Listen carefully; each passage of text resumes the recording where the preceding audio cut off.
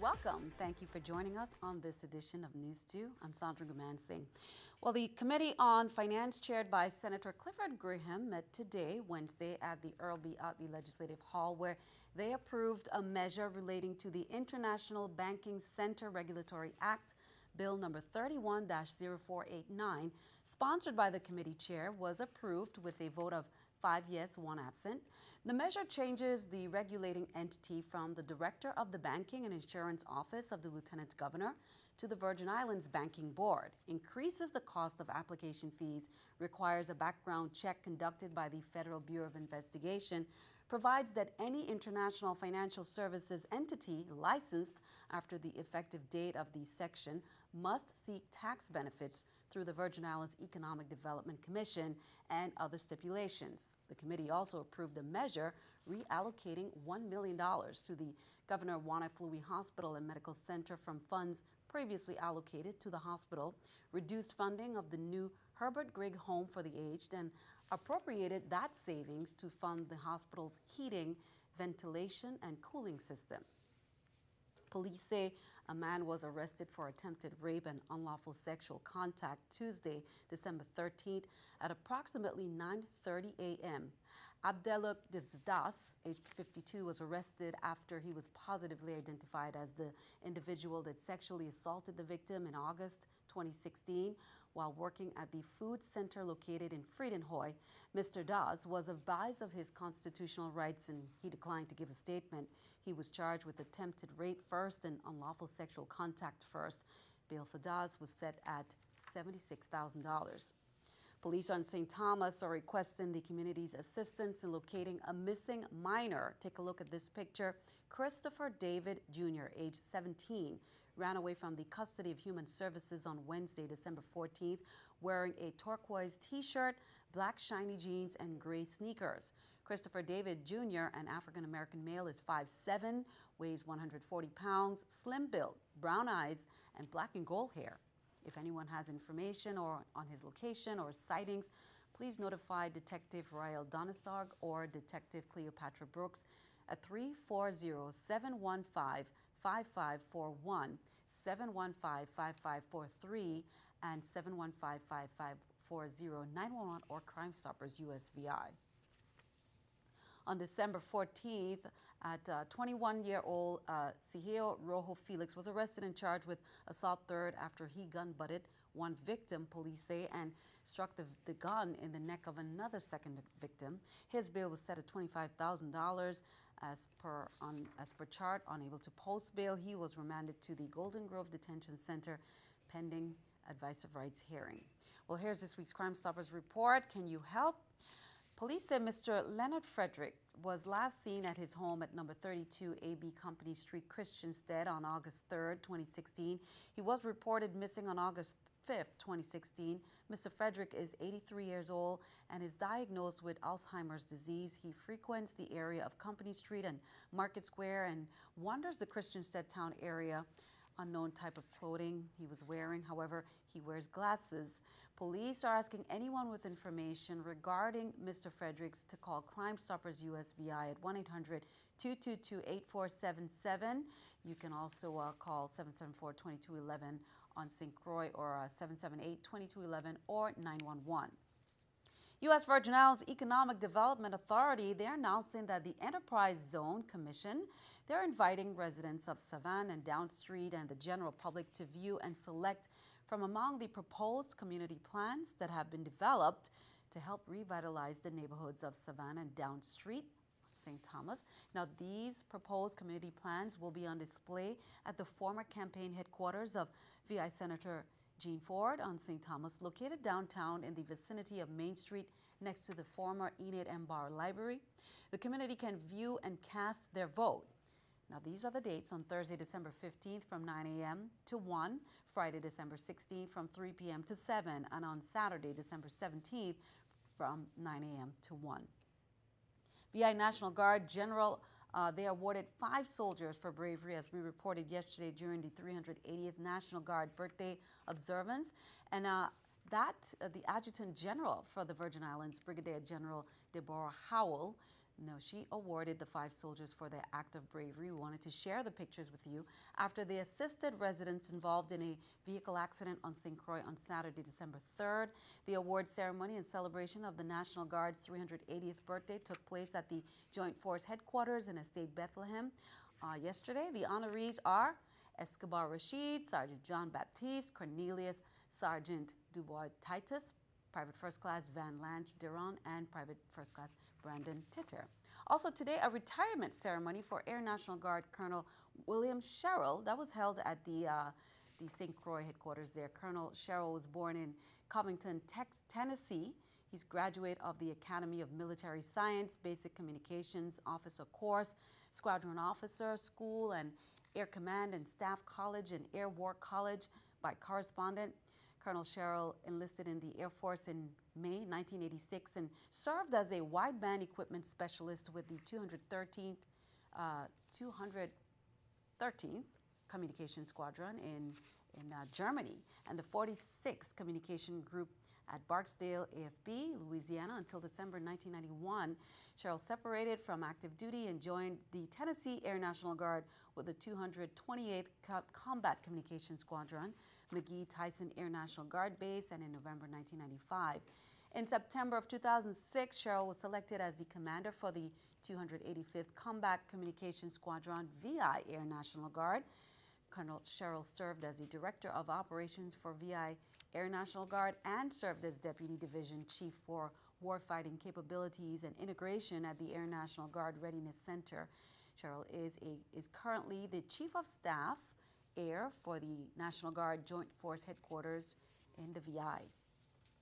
Republican leaders from the U.S. Virgin Islands, one of 5 territories under the jurisdiction of the Department of Interior, fully support the selection of Congressman Ryan Zinke as Secretary of Interior. Congressman Zinke would be an excellent choice, said Javon Williams, who is the Republican Party of the U.S. Virgin Islands National Committeeman. Being from Montana, a state with a large amount of federal lands, he understands the influence the Interior Department yields over the Virgin Islands and the other 4 U.S. territories. Published reports late Tuesday indicate Zinke, Montana, is Trump's Secretary of the Interior designee. Pending Senate confirmation, the VI GOP has supported Zinke in his campaigns for Congress. Zinke was in the Virgin Islands last month when he spoke at a conference the party hosted in St. Thomas. Well, House Democrats say a federal agency told them Donald Trump must sell his stake in his luxury Washington hotel. The president-elect leases the Trump International Hotel property located just blocks from the White House from the government. Now, Trump will oversee the GSA as president, so his election puts him in the extraordinary position of being both landlord and tenant. Trump signed the lease 2 years before he launched his campaign. It says that no elected official can be party to the agreement. The GSA said today, Wednesday, it would make no determination on the issue until Trump has assumed office. Keeping our eye on the economy, Apple's much-hyped AirPods are finally available. The tech company opened up online orders Tuesday, but if you're looking to get them by Christmas, yeah, probably not happening. The estimated shipping time for the wireless headphones is about 4 weeks. Apple says they'll be available in stores by next week. The headphones will set you back about $159. Here's a look at the stock market watch of the New York Stock Exchange. Taking a look at the numbers there, we can see everything down. The Dow 118, NASDAQ 27, S&P 500 down 18. Coming up on News 2, we have the latest Department of Health surveillance Zika report. Last time we reported the numbers going down, but this time a slight increase. Plus our holiday calendar, and many organizations are giving back. We'll have that coming up next.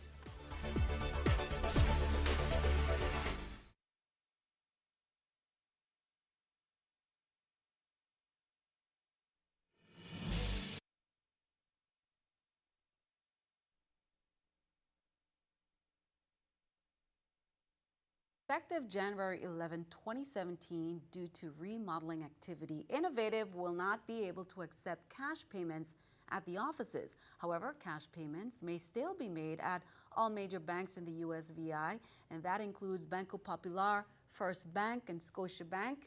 You can also call 774-2PAY. You can visit www.innovative.vi and click on the Pay My Bill tab. You can also pay by mail with a check or money order.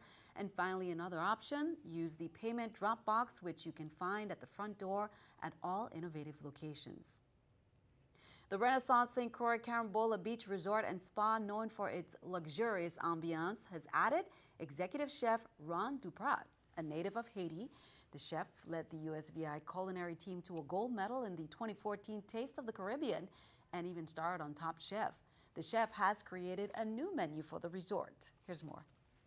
My inspiration as a Caribbean chef, 2017 is going to be the year of Caribbean cuisine. As a Caribbean chef, I have a personal responsibility to invite people to come visit the Caribbeans. More heads in beds, more people can work, more people can support their family. So I'm just trying to be an ambassador to create great food, great ambience, and so guests can have fun. Welcome to the U.S. Virgin Islands. I'm excited to be back. I invite everyone to come visit the U.S. Virgin Islands with me. Come be my guest. Come visit the U.S. Virgin Islands. Thank you. And we welcome him back.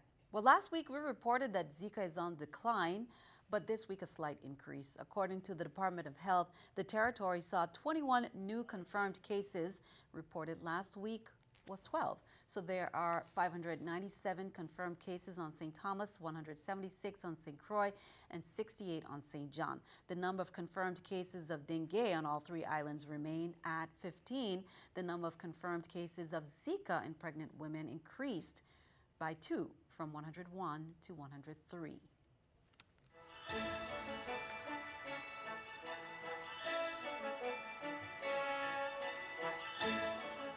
'Tis the season and time to give back. Crowley Caribbean Services went into the Oswald Harris Court recently, the neighborhood, on behalf of the Crowley Cares Foundation, and spent time sprucing up the Boys and Girls Club. Crowley personnel from St. Thomas, St. Croix, and Stateside, they gave back to the community by helping to clean up and paint the facility, along with donating several items of furniture for the children to use for their arts and craft program.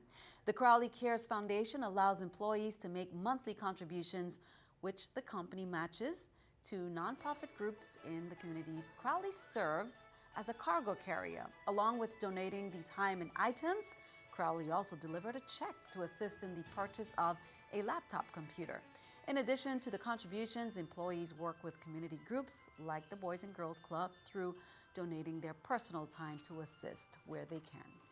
The St. Thomas District Committee, they made their annual give back to the community this season. The district gave back was in the amount of $2,000, $500 of which was donated by candidate-elect Brian Smith. The donation consisted of jerry chair, wheelchair, Ted hose, basins, paper towels, toiletries, teacups, and more. The presentation was made on Wednesday at the Queen Louise home. Here's more. I'm here on behalf of the party making a Christmas presentation to you all here at the Queen Louise home. Today we will be giving you guys some basins, a jerry chair, teacups, toilet accessories, a paper towel, and a wheelchair. We are so pleased on behalf of the Democratic Party to come here and make our Christmas contribution. Ms. Pennyfeather was so warm in accepting our invitation to come and make this presentation. On behalf of the residents, management, and staff of the Queen Louise home, we're so grateful for this present. This is a nice Christmas gift. We're always in need of big gifts like these, and these are big gifts. You're talking about a wheelchair, a jerry chair, and based on our acuity level at this point in time, these are real critical needs for us. So we're so grateful to the Democratic Party for thinking about us. A worthy donation. Now the governor is getting ready to present his annual Christmas party, and here are all the dates. For the St. John party, it's on Thursday, December 15th from 5:30 to 9 p.m. at the Battery. On St. Thomas, it's from 4 to 7 p.m. And on Friday, it's at Emancipation Garden. And then on St. Croix, from 4 to 7 p.m. December 23rd at the D.C. Canagator Ballpark. As always, the youngsters can expect gifts, food, drinks, raffles, and lots of entertainment and other surprises as well, including a visit from Santa Claus. On Friday, December 16th from 3 p.m. to midnight, the Virgin Islands Port Authority and FIDA will bring you the 2016 Crucian Holiday Fest and Sunset Jazz at Butto Park and Bandstand at Strand Street, Frederiksted. You can go out and enjoy some live music, holiday foods, all your favorite drinks and treats, cultural gifts for purchase, and even a photo shoot. Make it a picture-perfect day with Santa Claus. On Friday, November 18th, we mentioned that McDonald's held their annual fundraiser McHappy Day, raising awareness and funds to benefit My Brother's Workshop programs on St. Thomas and St. Croix. But here is the update. Proceeds from 1,267 Big Macs, as well as donations from Helping Hands, the paper Helping Hands, resulted in a total donation of $7,521 to My Brother's Workshop. Local celebrities and politicians joined the day's festivities to show their support. In St. Croix, Senator Nelson and Senator Rivera O'Reilly came to purchase Helping Hands, and on St. Thomas, professional boxer Julius Jackson and Olympic boxer Clayton Laurent greeted customers in support of My Brother's Workshop. The funds will go towards its programs for at-risk youth. And speaking about boxing, our territory amateur boxers made their mark at the Caribbean Development Boxing Championships in Barbados last week. 12 countries throughout the Caribbean participated in this 5-day tournament with a total of 3 gold medals and 3 silver medals. Our boxers showed tremendous sportsmanship and great discipline in the ring. Novice boxers Michael Del Rosio, light welterweight, won his match against Victor Bertello, Martinique, with a third-round TKO, while Moises Apredondo, flyweight, won his match against Rashad Holder of Barbados. And Edwin Molina, heavyweight, won his match by a first-round TKO against Sherwad Dare Barbados of Barbados. And while boxer Abdul Smith, welterweight, lost his match with Durian Duval Hunt of Barbados, he was able to secure the silver medal. With a loss and a win, elite boxer Dion Pruitt also picked up the silver medal. Light heavyweight, Pruitt won his first match by a first-round TKO against Darian Smith of Barbados, and in the finals lost to Shaquan Lashley of Barbados. Cindy Claudio, the USVI's only female boxer and with elite more than 5 matches status, also secured a silver medal after losing her match with Kimberly Gittins of Barbados. Our boxers were not the only ones making their mark in the ring. Julian Jackson Jr. and Otnil Ortiz are ABS 3-star referee judges. They successfully completed their first 1-star coaching course. Congrats to our boxers. Be sure to stick around. Your News2 AccuWeather forecast comes your way next.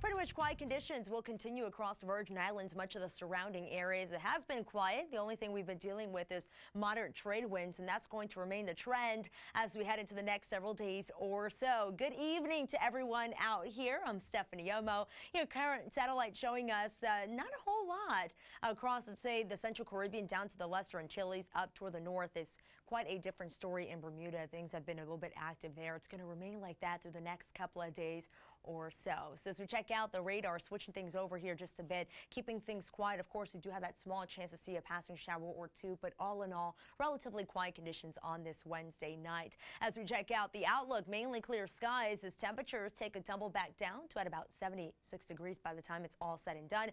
For tomorrow, expected to climb to 86 in St. John's. A couple of showers in some spots cannot be ruled out. Something we have to watch out for as well is a quick moving downpour. That's always going to remain a possibility as we head into the late week time frame. Tomorrow as well in St. Thomas, temperatures will climb to 86 degrees, a shower in some spots here as well. Also into St. Croix with temperatures remaining mild at around 86 degrees. If you are deciding to head out to the water here tomorrow on Thursday on the Atlantic side, small craft operators exercise caution once again with winds out of the east, 10 to 15 knots and wave heights climbing to 6 feet, and we can expect a very similar marine forecast forecast for the Caribbean side. Of course, if you are doing some boating, continue to exercise caution. Wave heights climbing to 6 feet and also getting in that easterly flow up to 15 knots. Your extended outlook, it's going to remain mild through the weekend. A shower or two Friday, also on Saturday. We're expecting the winds to kick up a bit here on Sunday, also Monday as well,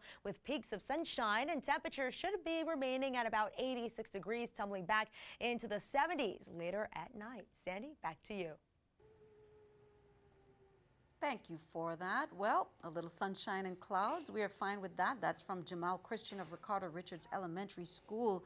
Keeps things a little cool, and as we just heard, we can expect some showers in some spots, so keep the umbrella handy as well.